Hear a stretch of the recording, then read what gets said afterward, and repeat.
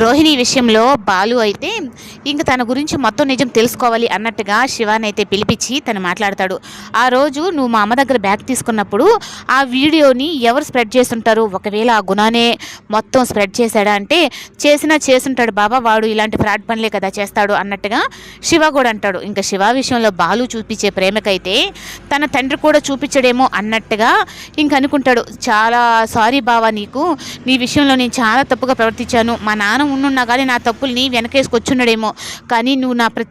నా సమస్యలోనూ నువ్వే నాకు అండగా ఉండవు, నన్ను క్షమించి బావా అని చెప్పి అనేటప్పటికీ,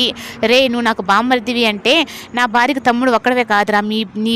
బతుకు కోరుకునేవాడనరా నేను అన్నట్టుగా బాలు కూడా అంటాడు. ఆ విషయంలో అయితే మాత్రం బాలు మీనా కుటుంబానికైతే అండగానే ఉంటాడనమాట. ఇంకా రోహిణి అయితే ఇంకా గుణాన్ని పిలిపించి, నేను ఆ రోజు మీకు ఆ ఫోన్ తీసుకొచ్చి ఇచ్చేది సీసీ కెమెరాలో రికార్డ్ అయ్యింది, అది కొంచెం జాగ్రత్తగా చూసుకోండి అంటే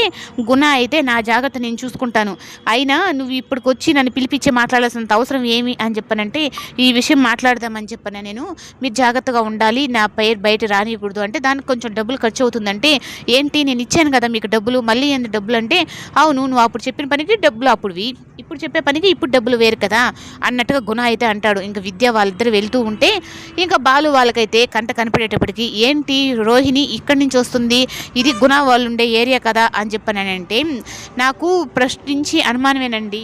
మీ ఫోన్ విషయంలో విద్య చాలాసార్లు ఫోన్ ఛార్జింగ్ పెడతాను ఇటు ఇవ్వండి అని చెప్పన్నట్టుగా అడిగింది. ఒకసారి ఏమో నేను విద్య వాళ్ళ ఇంటికి వెళ్ళినప్పుడు మీ ఫోన్ లాంటి ఫోనే అక్కడ నేను చూశాను, అప్పుడు కూడా నాకు డౌట్ వచ్చింది, ఇదేంది మా ఆయన ఫోన్ ఇక్కడ ఉంది అని చెప్పని అనుకున్నాను, కానీ ఫోన్లు ఉంటాయి కదా, మళ్ళీ నేను అడగడం ఎందుకులే అని చెప్పని సైలెంట్గా ఉన్నాను, ఒకవేళ ఈ పని అంతా రోహిణి చేసుంటుందేమో అని చెప్పనని బాలుతో అయితే మీనా